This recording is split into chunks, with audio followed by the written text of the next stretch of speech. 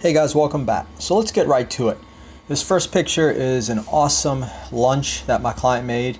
So basically this is a BBQ tofu pita pocket, and here's the recipe.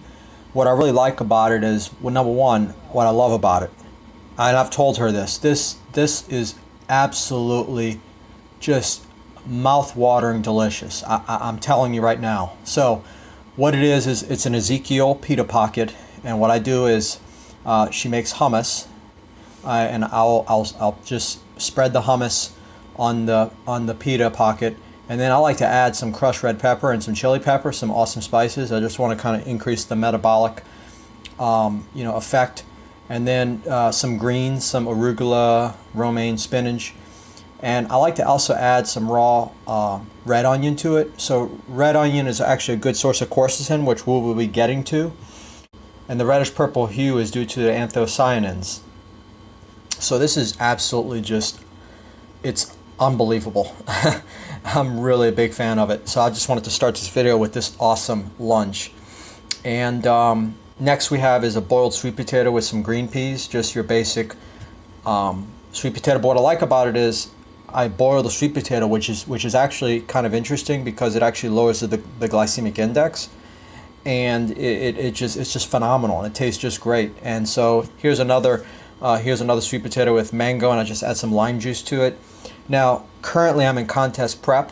I got my sights set on some shows, hopefully, but here I'm using PB2. This is a peanut powder, but here's the thing: most peanut powders have added sugar. I actually ordered this specifically online because I couldn't find it in stores. This has no added sugar, so it's awesome. It's just basically just roasted powdered peanuts, and actually a good source of protein. The macros are actually quite favorable. You're talking only 1.5 grams of fat and 6 grams protein. It's essentially a peanut protein powder. And so here's some progress pictures, kind of right now that I'm my current progress. But I will tell you that this year is different. I'm not satisfied with getting there. I'm not going to pat myself on the back. I need to be there. So while it's nice and it's good to see some progress, we're not stopping. We're full speed ahead until we get to where we need to get. All right. So in this next picture we have edamame and raspberries. So I just kind of like to be creative in my titles when I make these. Raspberries obviously contain raspberry ketones. Now obviously not a lot, not as much as a supplement, but that being said, I made a video about this.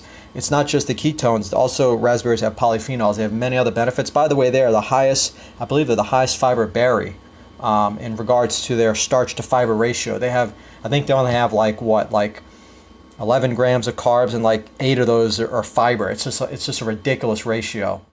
And then here we have zoodle science. So these are raw zucchini noodles, and then I've got some fat-free pasta sauce, some low-fat vegan cheese, and then I added some capers. The reason why is because they are one of the richest sources of quercetin, which is, I thought it was unbelievable. Now, of course, you have the salt caveat because they are obviously brined and so forth. But that being said, the jar that I got, I made sure I got the lowest sodium jar, and I actually will rinse them off pretty well under a strainer. Now, but even the whole jar is under 100%. It's like it's 60% salt.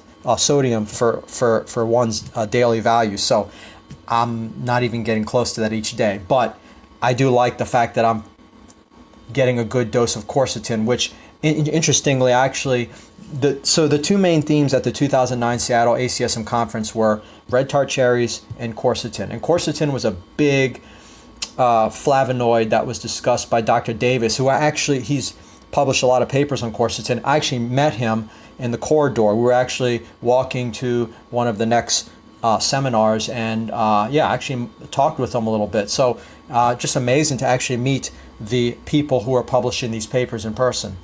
I like the sport application of quercetin. Certainly has health benefits as well. So being that I'm in the training right now, not just for bodybuilding, but also for triathlons, I'm trying to look for every nutritional advantage that's available.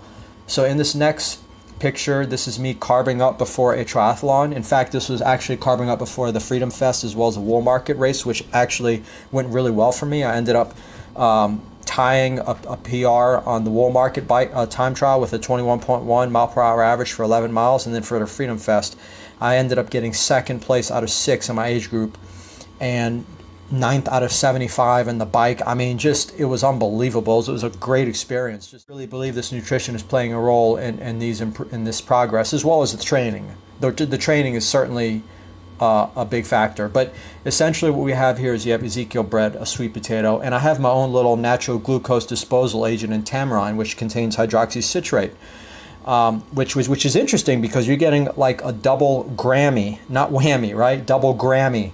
You're actually getting glycogen, you're getting improved glycogen storage, and then you're also getting a fat burning benefit as well. So it's pretty remarkable. All right, so these last 2 pictures, here is a red tart cherry cascade.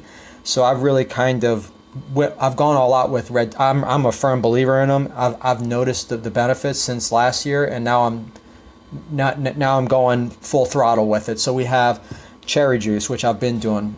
Actually have the canned cherries, they actually are available, and then also went ahead and got the supplement. So what I like about them, some of the purported reasons why it's been associated with improving particularly sleep is not only because it's a natural source of melatonin, but it's anti-inflammatory, and it actually can reduce interleukin-6 levels, which have been shown to cause or reduce sleep quality. So whatever is going on in regards to how it's doing it, it certainly seems to be beneficial, and there's some studies to support that. What's interesting about it is I find it's actually modulatory, almost like mushrooms, and here's why. So you have a fruit that is been shown to enhance sleep, right? Because it contains melatonin, right? Kind of like a sedative effect. Yet it also has been shown to improve sport performance, and particularly cycling. Isn't that something? I've actually used red tart cherry juice diluted with water at my last couple of races. Call it a coincidence. But that being said, that is amazing, at least my anecdotal experience and observation of this. And the research says it, it can improve sleep, it can also improve performance. Amazing how it adapts to what's needed. All right, so in this last picture, we have a green banana pea protein shake. Once again, I'm going all out with trying new things. This is another double Grammy. So we have a high amount of resistant starch with the green banana, and then you have pea protein, which equals boosted fat oxidation. In fact, there's a study that specifically has shown this to be the case. And lastly, I actually met one of the researchers at the conference in 2017 in Denver. I actually attended one of his seminars. So anyway, that's all for this video, guys. Hopefully you guys are getting some good information. I really enjoy sharing this, and what I really like is the application of this science.